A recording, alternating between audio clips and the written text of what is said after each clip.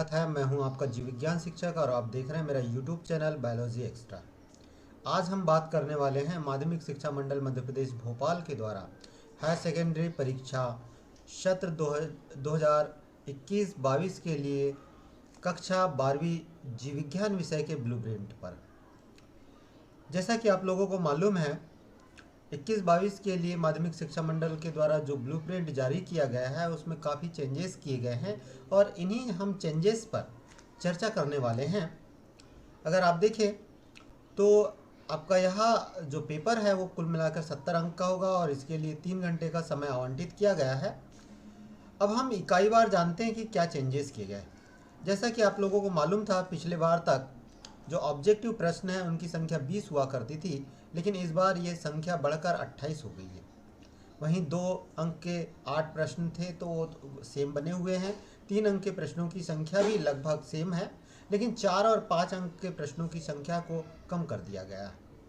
इसका मतलब ये है कि वो ऑब्जेक्टिव क्वेश्चंस पर ज़्यादा फोकस किया हुआ है। तो ज़रा देखिए आपकी जो पहली यूनिट है वो है रिप्रोडक्शन, और रिप्रोडक्शन में 4 चैप्टर हैं और उन 4 चैप्टर के लिए कुल मिलाकर 16 अंक आवंटित किया गया है और जिनमें से 7 अंक ऑब्जेक्टिव प्रश्न के रूप में आएंगे।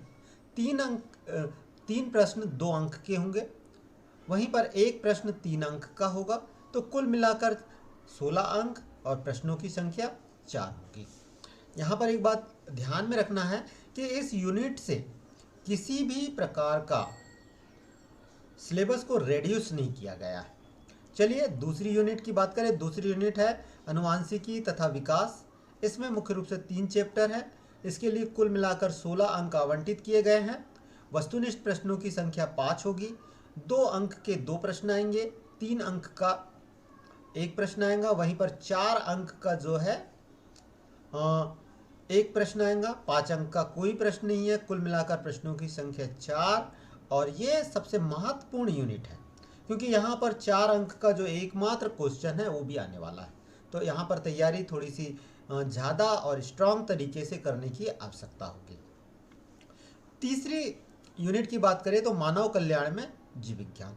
मानव कल्याण में जीव विज्ञान कुल मिलाकर 14 अंक हैं और 14 अंकों में से 7 अंक ऑब्जेक्टिव प्रश्न के रूप में है। 2 अंक के 2 प्रश्न आएंगे, 3 अंक का 1 प्रश्न आएगा। तो कुल मिलाकर प्रश्नों की संख्या 3, मतलब 4 और 5 अंक के जो क्वेश्चन हैं इसमें से नहीं आएंगे। हाँ, एक बात और थोड़ा सा ध्यान रखिएगा कि इसमें से एक चैप्टर को हटा दिया गया है। चैप्टर नंबर 9 खाद्य उत्पादन में वृद्धि की रण कार्यनीति, इसको हटा दिया गया है, तो इसको आपको छोड़ देना है। चलिए फोर्थ यूनिट की बात करें। फोर्थ यूनिट में है बायोटेक्नोलॉजी या जैव प्रौद्योगिकी। इसके अंतर्गत केवल 2 चैप्टर हैं और 2 चैप्टर के लिए कुल मिलाकर 12 अंक आवंटित किए, जिनमें से 5 अंक ऑब्जेक्टिव प्रश्न के रूप में होंगे। 2 अंक का 1 प्रश्न होगा और 5 अंक का 1 प्रश्न होगा। तो कुल मिलाकर प्रश्नों की संख्या 2 है। काफ़ी इंपॉर्टेंट यूनिट है और इसको समझने की भी आवश्यकता है।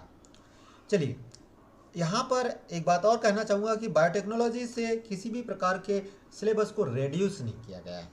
इसके बाद आ जाते हैं फिफ्थ यूनिट इकोलॉजी पारिस्थितिकी है, जिसके लिए कुल मिलाकर 12 अंक आवंटित किए गए हैं, जिनमें से 4 ऑब्जेक्टिव क्वेश्चन हैं। जबकि ये काफ़ी कॉम्प्लिकेटेड और सबसे बड़ी यूनिट है। सरल तो है लेकिन कॉम्प्लिकेटेड इसलिए कर रहा हूँ क्योंकि इसमें ज़्यादा पढ़ना पड़ता है।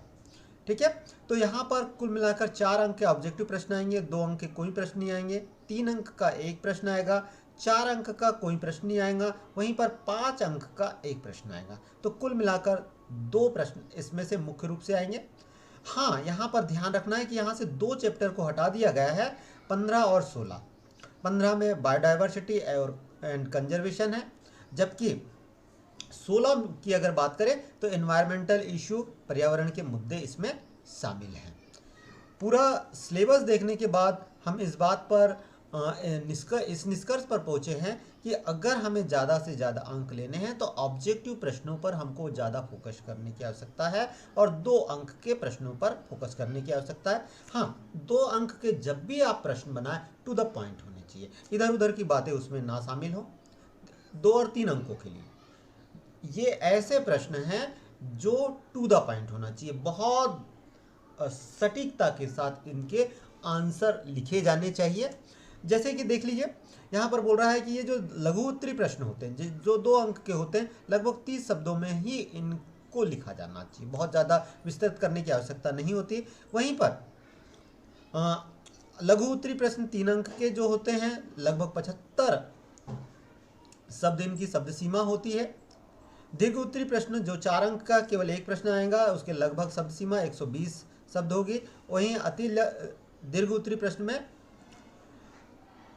5 अंक का प्रश्न होगा और ये लगभग 150 शब्द में लिखे जाने चाहिए। तो दोस्तों, यहाँ पर आपने किस प्रकार के प्रश्न आएंगे इन चीज़ों को समझा है। बायोलॉजी टीचर होने के नाते मैं केवल एक बात आपसे कहना चाहूँगा कि जब भी आप प्रश्न लिखें तो उन प्रश्नों के उत्तर लिखते समय बहुत सटीकता का ध्यान रखें, डायग्राम का ध्यान रखें। डायग्राम ज़्यादा से ज़्यादा आप इंक्लूड करें। कई बार क्या होता है कि बच्चे कहते हैं कि सर उसमें डायग्राम के बारे में पूछा ही नहीं है, डायग्राम हम कैसे लिखें। लेकिन डायग्राम की आवश्यकता पड़ती है बेटा, और जब तक आप डायग्राम नहीं बनाएंगे तब तक आपका जो आंसर है बायोलॉजी में कंप्लीट नहीं माना जाता। तो मेरी सलाह ये है कि कोशिश करिए कि जैसा भी डायग्राम हो वो बननी चाहिए। ठीक है, तो चलिए फिर मिलते हैं एक नए टॉपिक के साथ, एक